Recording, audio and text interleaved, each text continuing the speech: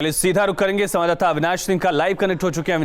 अविनाश, सबसे बड़ा सवाल ये उठा कि आखिर गठबंधन के जो साथी दल हैं बीजेपी के, उनके साथ सीटों के बंटवारे का फॉर्मूला और साथ ही पहले और दूसरे चरण के उम्मीदवारों की लिस्ट बीजेपी कब तक जारी कर सकती है?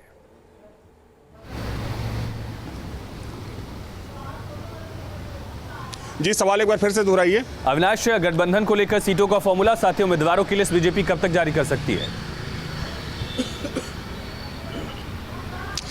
देखिए, जहां तक सवाल गठबंधन की सीटों को लेकर है तो माना जा रहा है कि उसकी घोषणा आज या कल में भारतीय जनता पार्टी कर सकती है, जिसमें कि चूंकि पहले बातचीत हो चुकी है दिल्ली में। अमित शाह से अनुप्रिया पटेल की मुलाकात हो चुकी है, निषाद पार्टी के जो अध्यक्ष हैं संजय निषाद, उनसे उनकी मुलाकात हो चुकी है। हालांकि जो डिमांड की गई है, माना जा रहा है कि भारतीय जनता पार्टी उतनी सीटों पर राजी नहीं है, लेकिन बीच का रास्ता तीनों दलों ने निकाल लिया है। माना जा रहा है कि तकरीबन 15 तक अपना दल को भारतीय जनता पार्टी सीट दे सकती है। अगर निषाद पार्टी की बात करें तो निषाद पार्टी को भी 12 से लेकर 15 के बीच में भारतीय जनता पार्टी सीट देने के मूड में है।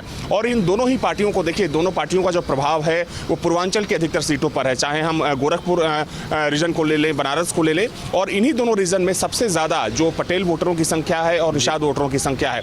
तो चूंकि देखिए, पूर्वांचल में जो सबसे आखिरी चरण है उसमें चुनाव होना है, लेकिन कितनी सीटें देनी है निषाद पार्टी को और अपना दल को, ये भारतीय जनता पार्टी तय कर चुकी है।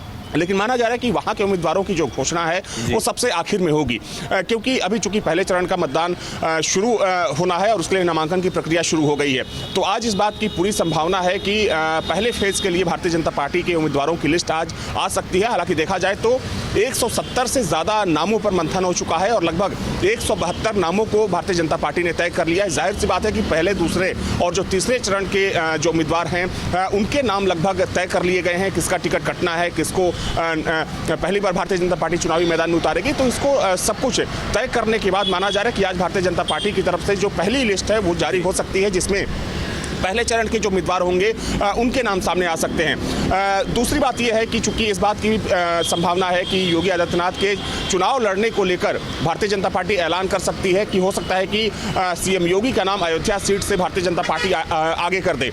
दोनों डिप्टी सीएम चूंकि उनको भी चुनाव लड़ना है और ये लगभग तय माना जा रहा है कि सीएम समेत दोनों डिप्टी सीएम भी इस बार चुनावी मैदान में उतरेंगे।